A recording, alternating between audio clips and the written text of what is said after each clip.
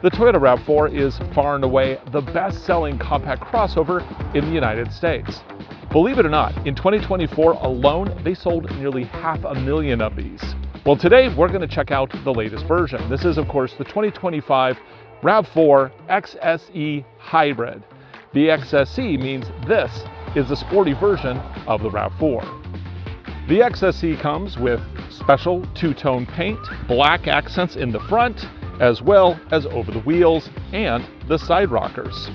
Inside, it gets synthetic leather with blue contrast stitching, an available panoramic glass roof, and a power rear gate. The optional XSE Tech package adds parking assist, a wireless phone charger, 8-way power driver's seat with memory, and a 12.3-inch digital gauge cluster. This one also has the weather package, JBL sound, a cargo liner, and fog lights. Price as you see it here, you're looking at $43,728 US, including destination and delivery. The powertrain features a 2.5-liter 4-cylinder engine mated to a trio of electric motors for a combined output of 219 horsepower. The gas engine provides up to 163 pound-feet of torque all by itself. Two of the electric motors provide drive, with the front one producing a peak 149 pound-feet of torque and the rear up to 89 pound-feet of torque. The rear wheels on this are exclusively driven by the electric motor. There's no drive shaft from the front to the back. The sealed battery is a small 6.5 amp-hour lithium-ion unit. It charges and discharges automatically, so there's nothing you need to do with it. EPA rates economy at up to 41 miles to the gallon in town and 38 on the highway. This being a hybrid, it is of course more efficient in stop-and-go traffic than it is on the freeway. The standard tire on this is a Michelin Primacy AS. This is a standard all-season tire. It is wrapped around a really nice-looking 18-inch alloy wheel, and the fitment is a 225/60 R18. This generation of RAV4 has been around for several years, and we've already looked at pretty much all the details of these vehicles. So we're just going to quickly gloss over some of the features, then we're going to take it for a drive, and then we're going to test the trail mode on this hybrid here at our Peninsula Proving Grounds. Let's do it. Inside, the RAV4 is an interior that is very familiar. I mean, the RAV4 has been around for many years now, and in fact, mules for the next generation RAV4 have already been spotted in the wild, which means a new RAV4 is probably just around the corner. But the thing to keep in mind is that this vehicle for 2025 is about as refined as the RAV4 will ever get. And we have a nice interior here. I like the blue contrast stitching. We have the dual climate control with these big chonky knobs that can be used with mittens. Below that, we have seat warmers. I get power adjustments here. The seat's actually pretty comfortable. I also get two big cup holders. I think I could probably put some big gulps in there. And then in the armrest, we get a couple USB-C power plugs. Up here, we do get wireless charging at this trim level with an optional package. And then we'll also get a classic USB-A slot as well as a 12-volt. So we got lots of power solutions going on here. I think the second row, yeah, they also have USB-Cs back there as well. They also get vents. Now down here, I get a number of buttons, including automatic high beams, view camera, and hey, heated steering wheel. Now the heat on the steering wheel is mostly in the 3 and 9 position. Top and bottom do not get heated, so if you're this kind of person or that kind of person, no heat for you. The gauge cluster here is digital, and I like what Toyota's been doing with this. It gives us 3 zones for customization, and then we can also customize the overall layout to a degree. But it provides a lot of good, useful information, very easy to read, very nice. Now over here we do have a large integrated infotainment system that does have the newest version of Toyota's homegrown infotainment software.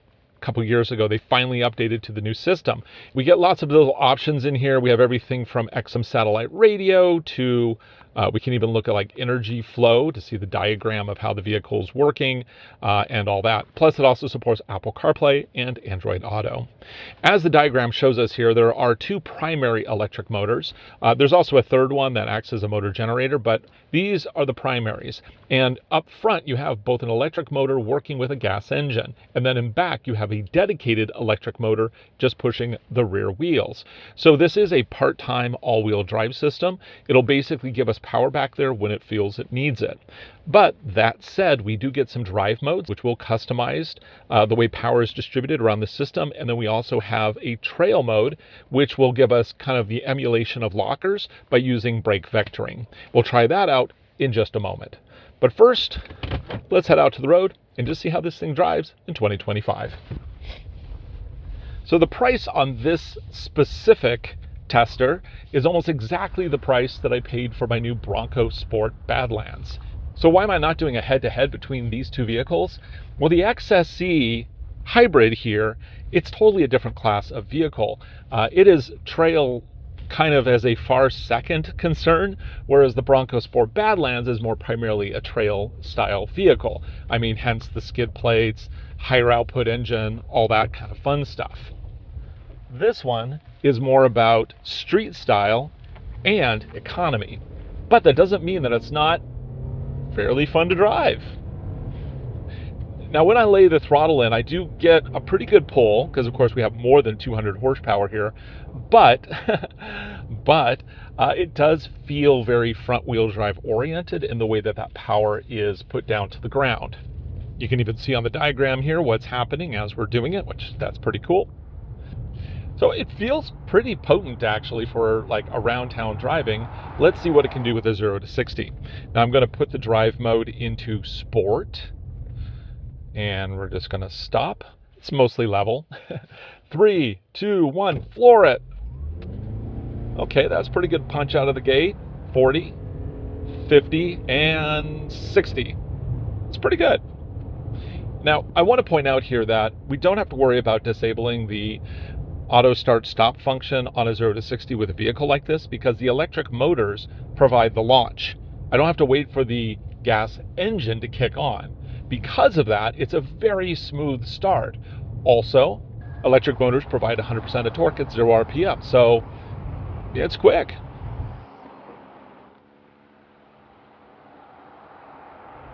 As you would expect in sport mode, the throttle is more aggressive.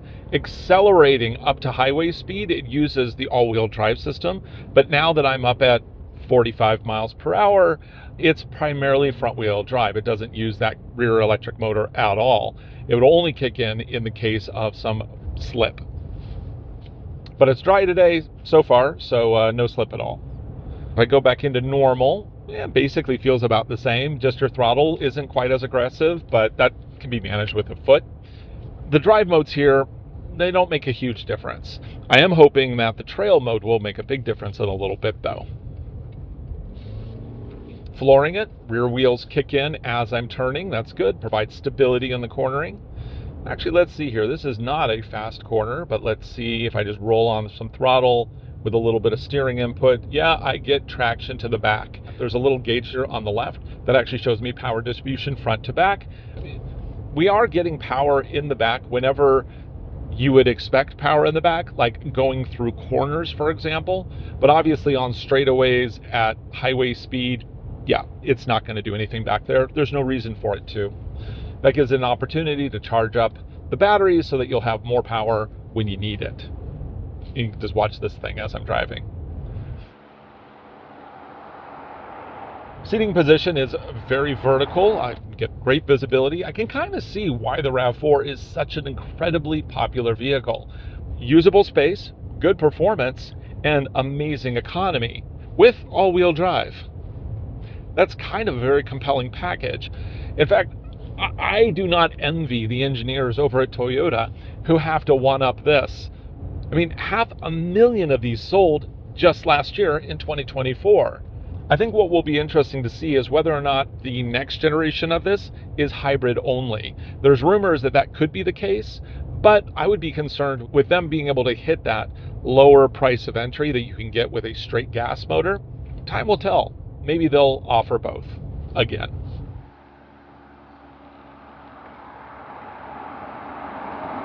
This is a very slow road. Let's try the EV mode.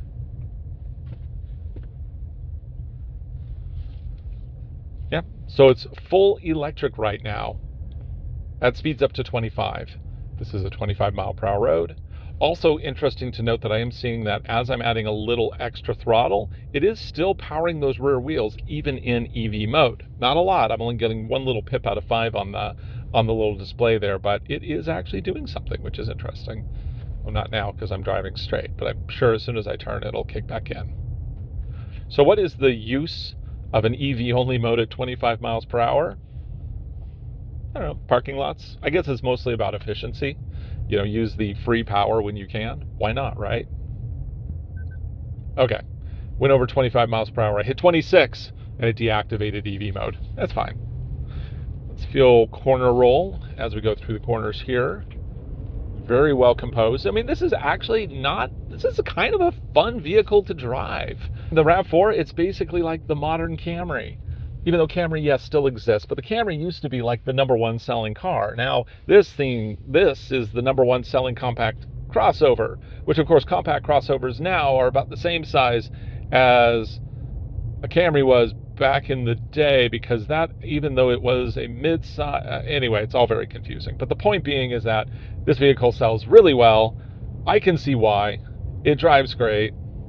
No complaints. Now, one thing to keep in mind is I did test drive one of these for my wife probably about 4 or 5 years ago. Same generation of RAV4. And the entry-level seats with the hybrid I found very uncomfortable. These ones are actually quite nice, but keep in mind this is an upper scale XSE. So if you are looking at an entry-level hybrid, be aware that the seats are not the same between all of the vehicles here. So you definitely want to like sit in it and make sure that it's comfortable for you. In this XSE, these seats are actually quite good. I got nice support, got some good bolstering there. Plus, of course, I got lots of power adjustments, including a power lumbar. And I even get memory position here on the side. Now, in terms of safety, we have a lot of stuff here. Obviously, we have a surround view camera system. Can I turn on any view cameras while driving? No, it doesn't let me. But I can turn on the viewing screen on the mirror. Yes, it's actually a camera. And the benefit of that is if you've loaded up your cargo area, you can still see out because the camera is in the back. So this gives me safety on the road as I look all the way through and get good visibility back there, which is cool. I have one of these on my Land Cruiser. Really like it, actually. It's not something that I drive all the time with on. I only use it when I need it, but when you need it, it's actually really helpful. Let's try the adaptive cruise control system. I'm going to turn it on with hitting that button there. I'm going to hit set. It's now targeted my speed. I'm going to make sure that my lane tracing is on. So now that I have lane trace assist on, and I hit set, now it will keep me centered in the lanes with no bouncing. Okay, there we go. That's what I was expecting. Doesn't sound great under throttle. It's a little whiny, but this is not, I mean, how often does anybody go full throttle on a RAV4? I'm guessing not that often.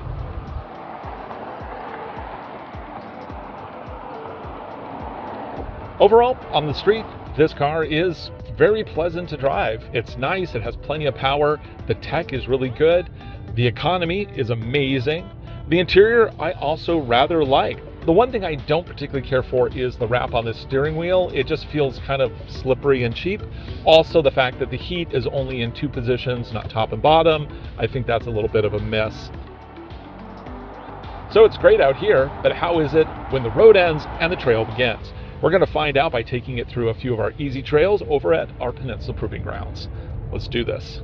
Now, going in here, we do have a dirt road. How does this handle? Pretty good. I mean, it's going to kick that power in almost instantaneously. It's kind of a non-detectable power transfer. So, right, works fine on gravel roads. Now we're going to line up for the Fun Forest and do our very first test. Let's see how this goes.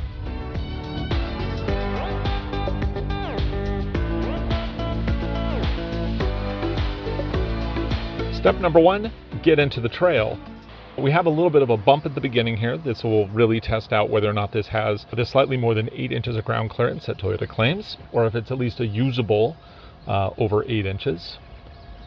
Listen for grinding. Oh, there's full surround view camera on this, so let's go ahead and turn that on.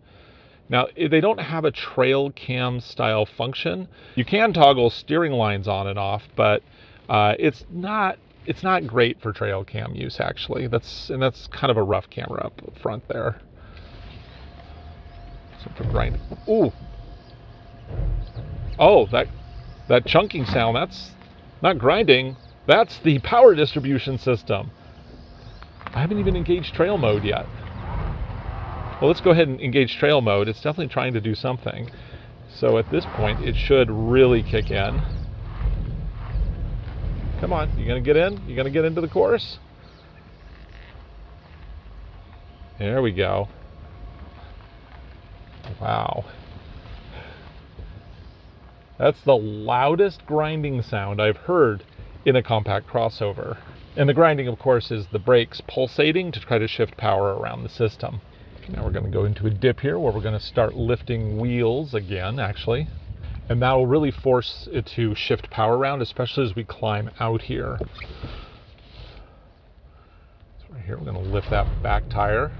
This is where we need power to go to the back to push us forward. I'm just going to add more throttle. It's actually showing on the graph that it's putting more power there, and less power to those two. That's interesting. Typically on these gauges, they only show you front back. They don't show you left right, but this one is solidly showing you left right action. That's cool. Dip this down as, oh, actually gonna hit that mirror. Can I flip my mirrors in? No, I cannot. So I'm a little too close to the sapling over there, so let's reposition. Now we'll dip down. You can see the stump right there, kind of. Yeah, it's that piece of gray that's next to that other piece of gray there. Yeah, that's totally a stump. Parking sensor is finally going off. Now here we're going to try to climb out. Look at that front driver's side wheel.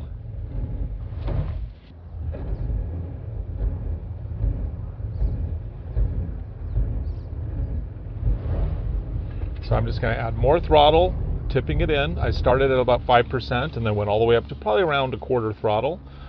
Add enough power and out we go. Cool, well, it did fine there. I think we're going to kick things up a notch now. Let's try some moguls.